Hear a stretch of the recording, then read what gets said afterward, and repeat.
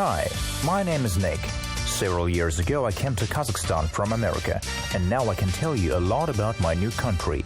Day by day I get to know more and more Kazakhstan and Kazakhstanis, their culture, traditions, history. But here's the funny thing, the more I learn, the more I'm surprised. I see a lot in common between the Americans and Kazakhstanis, but at the same time some differences are so strong that it is sometimes difficult to believe in them. And every time I understand that there are still many discoveries and surprises ahead of me. Hey guys! Oh, Nick. Oh, Nick. Hello, friends. How are you? Come sit here. So guys, nice to see you again. We're glad to see you too. How are you, Zach? I'm fine. How are you? Жақсы. Good. Oh, you learned English. Кішкене. A little bit. Kishkene, what is it? Oh, Kishkene, yeah, Kishkene, a little bit. Yeah. You know a little bit too. Kishkene, yeah, it's cool. It's cool. I just came. It's so cold today. Snowing. How do you say snow in Kazakh? Қар. Car, like a driving. Car. Sound different, yeah. Car. Car. Car. Car. Like a car. Yeah. Car. Snow. Car is snow. That's why when people are driving, you know, Let it in the snow, let it in the snow, snow, let it snow. It's very dangerous roads.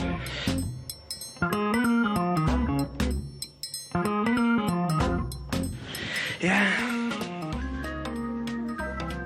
Nick, what happened? What are you thinking about? What is it? What is it? What about you thinking? You know. What are you thinking about? Nothing really, just nothing. Just thinking about some stuff. I don't know.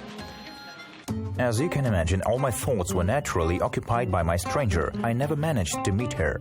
However, I was worried about one question that I could not help but ask my friends. This question concerned an event that can definitely be called the most important in the life of almost any Kazakhstani. They prepare for it almost from birth. They plan it carefully and look forward to it. Wedding. Or, as they say here, a wedding toy. Yeah, listen guys, I have a question for you. Last time we were talking, I didn't really understand. We were talking about weddings, remember? I didn't understand all the traditions. There's so many traditions. Yeah. That girl still on your mind? Oh, what girl, huh? No. It's not about that. I found her? Come on. You're joking. But I want to know like the traditions of the wedding, you know? What do you want to know about traditions? Well, for example. Okay, so first of all, I heard that the Kazakh weddings are huge. Like sometimes like 200-300 people. Is it true? Like do they have to be so big? Yeah. In America we have like 100 people. Even maximum 100. I know that there are Kazakh weddings and there are Shymkent weddings. I've seen a lot of weddings here in Kazakhstan where they consummate at mosques. So that's just the formal part of it. And of course, there are a lot of talks concerning how many people, Kazakh people, invite to their wedding ceremony. At least 500 guests is standard. Iranian weddings are the same. 500 guests is obligatory, otherwise it's not a wedding. Even in Shymkent, there may be more than 1,000 people. What? Yeah. 1,000 people? You're joking. Is it true, Zach? Yeah. 1,000. More than 1,000 people. And more than 1,000. 1,000 people at the wedding. Where do they sit? As you travel around the country, you will surely notice one interesting feature. Even in small villages, there are almost certainly huge restaurants with banquet halls. Such a venue is called toykhana. In large cities, they are located on the outskirts of the city, often in the same area close to each other. Look, all these palaces are nothing less than chic restaurants for holding pompous events. It seems that a successful marriage is considered a much more important thing here than career aspirations or profession choice. The family is the basis of everything, and every citizen of Kazakhstan strives to create it. In a word, they do not skimp on the wedding here, because there should be such a wedding that will be remembered for a lifetime. But I think it's not unique to Kazakhstan. Like my sister says to me that wedding is the only ceremony which you witness. Your ceremony that you witness, you don't witness the day you were born, you don't witness the day you were buried. So probably that's why people put a lot of meanings to wedding and matchmaking ceremony. And I think it's jolly good. It so happened historically that the well-being of a family, the security of its members, the health of future children directly depended on the choice of the right partner. There were no divorces. Moreover, if, say, the head of the family, the breadwinner, died or got killed in battle, his wife and children went to the house of his younger brother. Now such a custom seems exotic, but in the old days, especially in the conditions of nomadic life, left without a husband, a woman and her offspring simply had no chance of survival, and by joining the family of relatives, she found herself under protection and, moreover, out of unnecessary conversations and speculation. After all, everything was done according to the rules. Now such care is not needed, and polygamy is illegal in Kazakhstan, but some customs have survived. It is not so easy to understand all the subtleties and details. In Kazakh families in general, everything is regulated and everything has its own order. My friends told me a lot of interesting things. Although, I confess, it's not easy to remember so much information at once. How do they prepare for that? Well, parents start being ready for their kids' weddings as soon as they are born. Well, it's part of showing off, being better than their neighbors. Yeah. We have that in America too. Well, we say like keeping up with the Joneses. Yeah. Let's order something. Would you like I'm something? starving. Yeah. Would you like lagman? Lagman. What is it? What is it, lagman? It's like Central Asian food. National food, national meal of Uyghurs. Ah, Uyghur food. Yeah, Uyghur Okay, food. let's try it. Wow, great. Thank you, Rakhmet. I get it, all right, 1,000 people at a wedding, but do you really keep all of those traditions, like, that you've had for like centuries and centuries? Do you really keep them? Even now, we have a lot of things just like in the old days. For example, when a girl is born in a family, her mother knows that she needs to prepare her dowry. The dowry includes fabrics, dishes, jewelry, a quilt. Have you heard of kurak korpe? Kurak korpe. Yeah, I think I heard about it. It's like a quilt, yeah? Yeah. Yeah, my grandmother used to make quilts when I was a kid. I remember, yeah, they're so beautiful. Anası da istеген ekan. Yeah. Әжесі. So it's like a gift, yeah? Like a really beautiful gift for the wedding. Yeah, well, you know, the new wife, when she came to her new family, she brings with her chest of things. It was a really special gift. Wow, that's amazing. Wedding gift. Wow, that's amazing.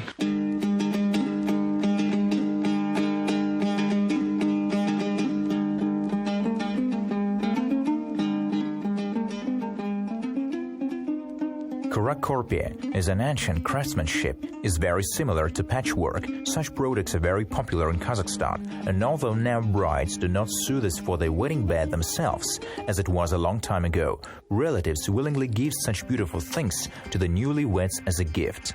Wow. Okay, and I have another question. So, is it true that the parents really arrange the marriage for their kids? He asks if parents had to arrange the wedding by themselves first, if it's true. Sure. My grandma told me, if you dwell in the steppe, you get to know who you're giving your child to, who is going to be your in-laws. It depends on who will continue your tribe. Now, of course, young people prefer to marry for love. This is the decision of the youth. But still, acquaintance with parents and matchmaking are held according to the rules in order to see what the family and the groom are about. You also get to know 7 generations of ancestors to make sure the bride and the groom are not related. And so what do they call that ceremony? Ceremony? Yeah, the ceremony, yeah, the wedding ceremony. Say it again? Kudatsu. Kudatsu. So the groom's close relatives pay a visit to the bride's family. A special robe was held out in front of the door, which was removed only after the kudalar could be given a decent payment to the owners.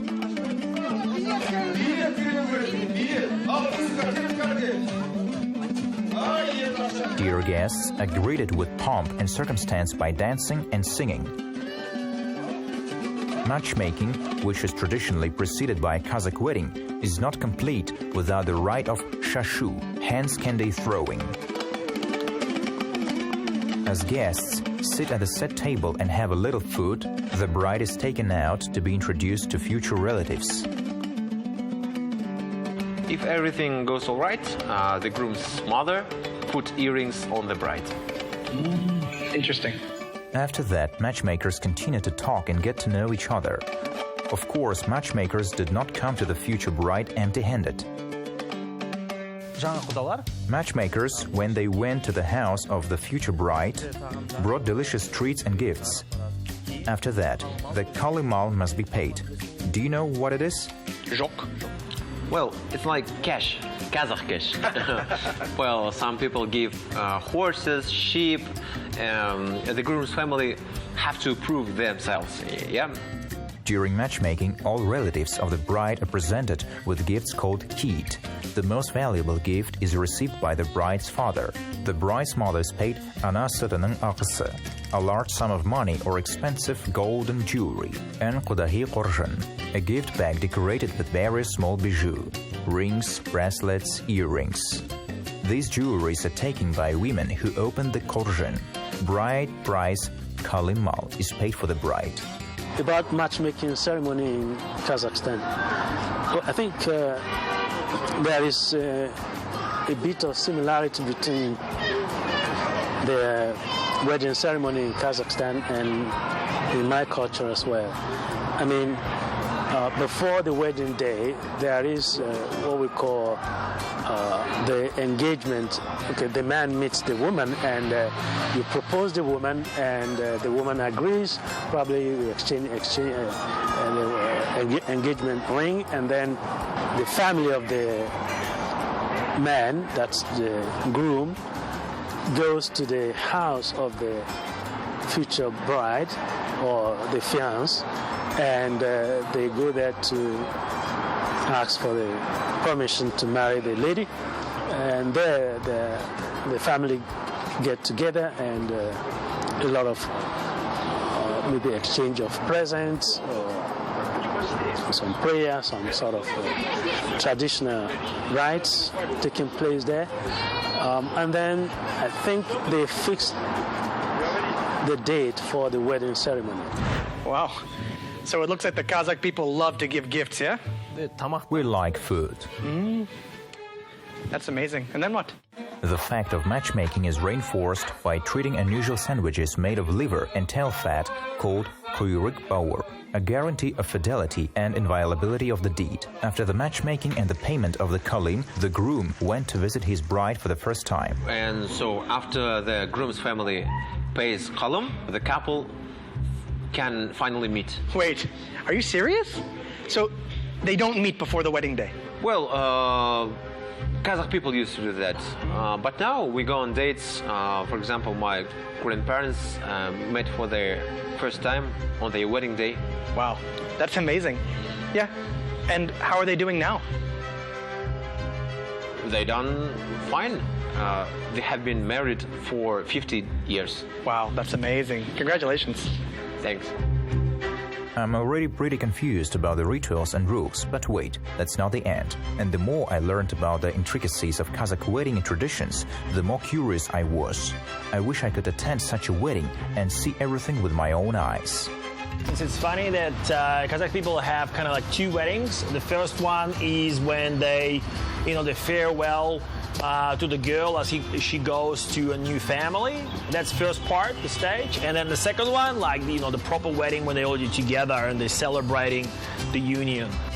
In terms of relationships and wedding, it's funny that Kazakh people have kind of like two weddings. The first one is when they, farewell to the girl as she goes to a new family. That's the first part, the stage. And the second one, the proper wedding, when they all go together and celebrating the union. Now, in the Kazakh culture, what I noticed is that this is two ways. So first of all, we go to the bride's house, and then we go to the groom house, and that can go on for many days. I was at the wedding on the male side and on Kızılzatı, when they give the daughter-in-law away. And yes, I was surprised. It's all kind of theatrical. There are some performance. Young people are sitting, and it seems to me it's hard work for them. Basically, they get tired more.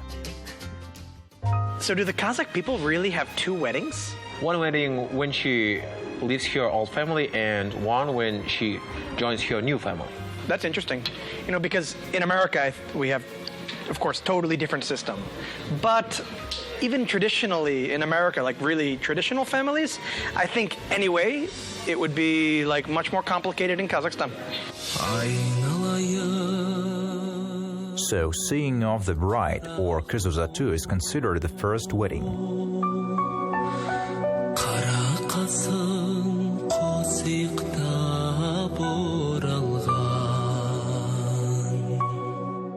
According to the customs of the Kazakh wedding, the bride wore a special wedding headdress called saukele with a special veil. Saukele was the most expensive part of the bride's attire. It also served as a symbol of the beginning of the new life. I've been to Kazakh weddings. I was impressed at Kazakh weddings in comparison with ours. They are like theater. When you go out to dance, immediately the music ends and some celebrity comes out to sing or dance.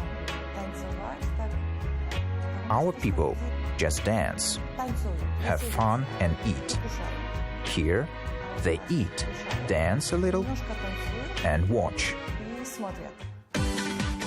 The most amazing thing at Kazakh weddings is toasts. Guests can toast endlessly. In addition to the wishes for the young, the toasting one will tell who he or she is, where he or she is from, tell about his or her family, and it can last about 40 minutes. And the bride and groom are listening while standing, thereby showing the respect to the guest. If one of the guests is left without a toast, he or she may be offended for a long time. Therefore, the toastmaster receives a list of guests in advance, where all the guests are taken into account in a special order. I've been to Shymkent wedding here in Almaty, not in Shymkent. I like the toasts. They're long and soulful. In Kazakhstan, almost everybody, they are a very good public speaker from the very young age, because you would see in the parties a 7 or 8-year-old child taking the microphone in their hand and singing a birthday song or singing a special song to their grandmother, grandfather,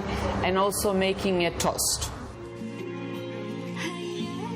In the old days, there was a beautiful custom called sinsu.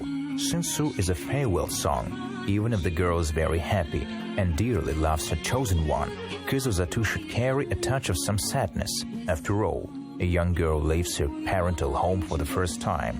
The girl had to compose her sinsu herself and then perform it at the celebration, saying goodbye to everyone, to parents, sisters, friends, home, or even her village. This ceremony takes place in the company of women. The bride's mother, mother-in-law, girlfriends, and relatives are gathering. The guests stand up in a semicircle, and the bride goes around them as if saying goodbye. In the song, girls compare themselves to a plucked flower or a swan that had flown away, with white snow that would melt in spring. Tears and sadness are an indispensable element of this poetic genre. I must admit that I could not even imagine such an exciting picture, and although by our time some of these traditions have already been simplified, many of them have survived. Okay, I understand about the first wedding, but when do they do the second? Immediately, and then they officially tie the knot. Then betashar takes place. Betashar in Kazakh means revealing the bride's face. This ceremony was conducted by the host of the wedding, the toastmaster. Betashar is held for the groom's relatives who have never seen the bride before. This is how their first acquaintance goes. A young woman with a covered face stands in the center of the hall. Every time the toastmaster calls the name of one of the husband's relatives, the bride bows, thereby expressing her respect. Relatives in turn put money in a special dish as a token of gratitude. The bride's face is revealed only after all relatives of the groom have been named. This is usually done by the mother-in-law, who blesses the newly made daughter-in-law and wishes the young people happiness. Kazakh families especially cherish their daughter, consider her a guest in their father's house. After all, the time will come when she will have to leave her home, and so that she does not experience the bitter feeling of parting, they sang the song called Zhar, the main wedding. This is a very solemn and life-affirming song, praising the birth of a new family. In this song, the girl is urged not to be sad about the separation from her father, mother, home, as the parents will be replaced by the mother and father-in-law, and the father's house is the yurt of the groom. Then they sing Zhar. Zhar, yeah, I think I heard about that. It's not just a song.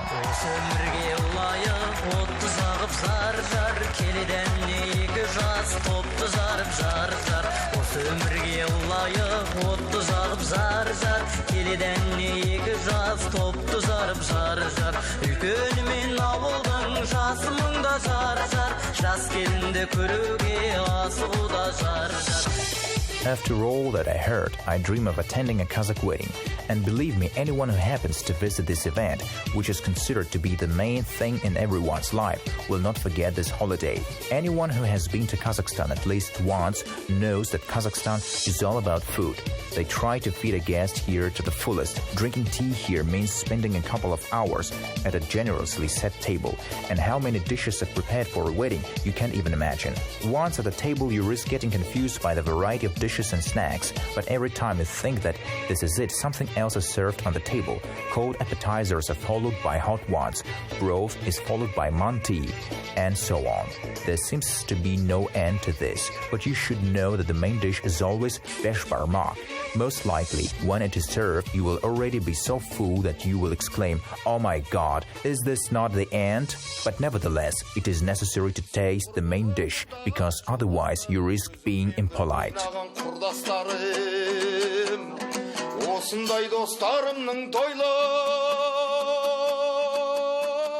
But I really don't understand this tradition about giving people food to take home.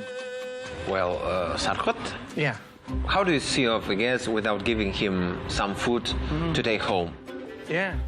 Wedding table is so special. Okay, I get it. But what's the point about having these huge, extravagant weddings? Is it really necessary? Well, Nick, do you know, wedding is the most important event in someone's life. It's a big deal. Wow, very interesting. There's one, you asked me about shocking incidents. I want to tell you one thing. I came to Kazakhstan, as I said before, 2003. I was invited to Kazakh marriage. This was one of the shocking moments in my whole life. So what happened? Beautiful done, arranged, so beautiful things on the table. But the last thing which made me shocked, I don't know, they give me a bag full of things inside. I don't know what was it. I asked my wife, what is it? Very interesting. Do we have to take the garbage ourselves? I thought at a musar stall, when I was picking it musari, I thought we have to throw it to the garbage. He said, shut up. Shh. It is a respect. This is for you. Take it home. I said, Natasha, it's cake, meat, candies, apples. What was it? It was, she said, no, shh, take it home. And because now, that was a shocking moment for me. But thanks God that they are a little bit organized now. They give you the one-time use plates, so it's organized, clean. That was a shocking moment. And after that I said, wow. So next time if they give me a packet, I know what to do. I run, I love borsak, I put borsak for myself. I go to kazi, I put some kazi for myself. And I don't care what is inside, I take it home. And that is really tasty. So everything is mixed. So now I know what to do with this packet when they give you in the marriage time or some celebration. Take it, collect it, no problem. No one will care about that. And it is called sardic. Yeah, so don't worry about that sardic. Give it a pack, take it home, collect it, no problem. So it's okay. There are many jokes about sardic, but like all the ancient traditions of nomads, it has a practical meaning. In harsh times, the treats from the wedding table were really something special. Well, if it was far away for a guest to return to his village, he had, as they say, a snack for the road. Indeed, this was very rational. Now, of course, most of these traditions have lost their practical side, turning perhaps into a tribute to the memory of old days. But honestly, although at first something seemed strange to me, now I am even a little jealous of the way they approach weddings in Kazakhstan. Curiously, the high cost of weddings, as they are really quite significant, usually pays off after old guests give the newlyweds expensive gifts or money. Often, all this was agreed with the parents of the young, because as we have already seen, the romance of the nomads has always been based on practicality, as without one, you couldn't survive in the steppe. I really hope that all of these traditions that we've been discussing really help to make a strong family. It looks like Kazakh people really value marriage. You're right, my friend.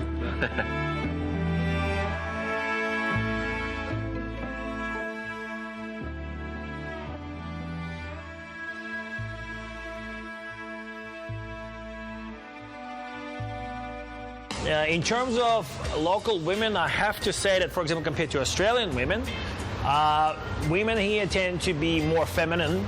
They really look after themselves. They do pay a lot more attention to externals, like appearance.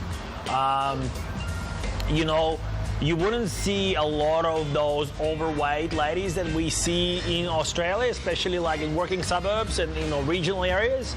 So I would have to say that for all those Aussie bachelors coming over here, you'll be pleasantly surprised. We've been living together in the same street. Houses are just adjacent, and I didn't know. And we just met by accident in the neighborhood.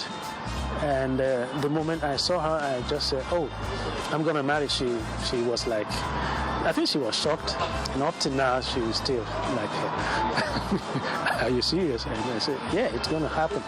So we just met in summer, I think. Yes, very hot summer.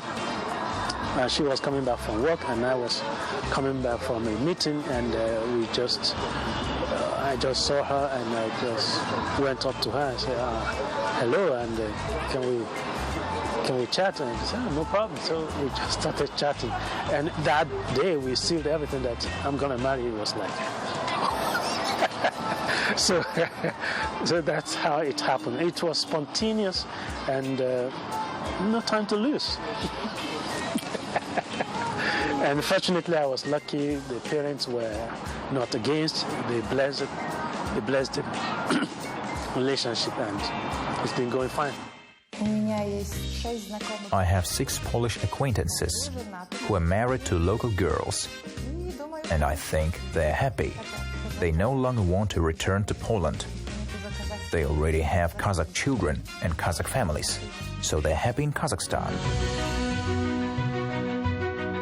I hope this traditional approach helps keep the family union strong. At least preparation for family life here looks like people get married once and for all. It's curious that in Kazakhstan you can get not only for the Kazakh traditional wedding. As I already mentioned, more than 100 different ethnic groups live in this country, and most of them also cherish their traditions and remember rituals. I'm not sure if I will be able to go to another wedding after such a plentiful treat, but to learn more about the interesting cultural characteristics of other peoples living in Kazakhstan, I think it would be very cool. And what is this? This is really interesting. Is it some kind of Kazakh national food? No, Nick, it's Uyghur Dongan food. A lot of nationalities live in Kazakhstan. And we like different food. Біз сен шақырамыз, сол кезде барлық ұлттың тамақтарын татып көресің. Okay, saddle up. Saddle up. Well, the information received today provides rich food for thought, and if you're ready to continue your journey with me to interesting and unusual places in order to learn about the peculiarities of the culture and life of Kazakhstan, then I invite you to join me. Next time, I will try to understand the features of other ethnic groups living here. I will tell you about the variety of gastronomic traditions of the locals, about swimming in an ice hole at -30 Celsius, and what a lezginka is. Кішкене. Кішкене, A little bit. Oh, кішкене.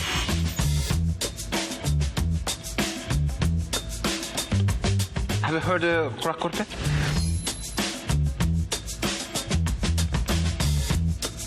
Кудатсу. Кудатсу. Кудатсу.